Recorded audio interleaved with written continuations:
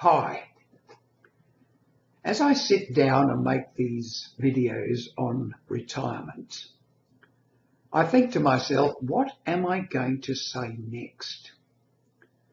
I've just checked and I find that I've actually made 90 videos on retirement, just short talking head videos like this one. And I've placed about 60 of them. And I'm thinking to myself, what can I really talk about next? I can only talk about my own experience, my own 28 years of being retired. But as I look back, I realise that I'm very fortunate in many ways. One of the things, of course, good genes. I've always been reasonably healthy most of my life. And I put this down to a number of things. Being conscious of exercise, being reasonably conscious of food, even though I must admit I drank to excess as a younger man, probably right up until middle age actually, and even later. But putting that aside for a moment, what makes for a long, reasonably healthy life? And there are a number of things. As we know, we're made up of three parts: body, mind and spirit. Now, generally speaking, it's the body and the mind that starts to go as we get older. So these are the aspects of us that we need to look after. This was brought home to me very sharply only a couple of days ago when I saw a video about balance, the inability to be able to maintain balance properly as one gets older. So I tried the experiment, standing on one leg and standing there for 20 seconds. Well, naturally, I didn't stay there very long. I tilted sideways and held onto the wall. Now this apparently is something which happens very gradually to us and we don't realise it. This is why older people tend to fall more often. Their sense of balance gradually deteriorates. And I hadn't realised how badly my own sense of balance had got over the time. Because apparently the balance depends upon a number of things: inner ear, our vision, and our bodily sensations, our muscles, as we tend to stand up. For example, try balancing on one leg with your eyes closed.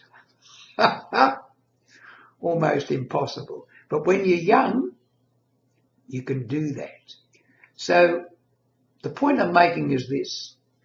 We need to be aware that our bodies change. We know this, but quite dramatically in many ways as we grow older. Our hearing is not as good.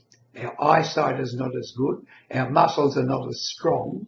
So these are the things that we need to work on to keep our physical instrument.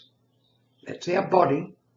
We can't experience life unless we have a body, in this dimension at least.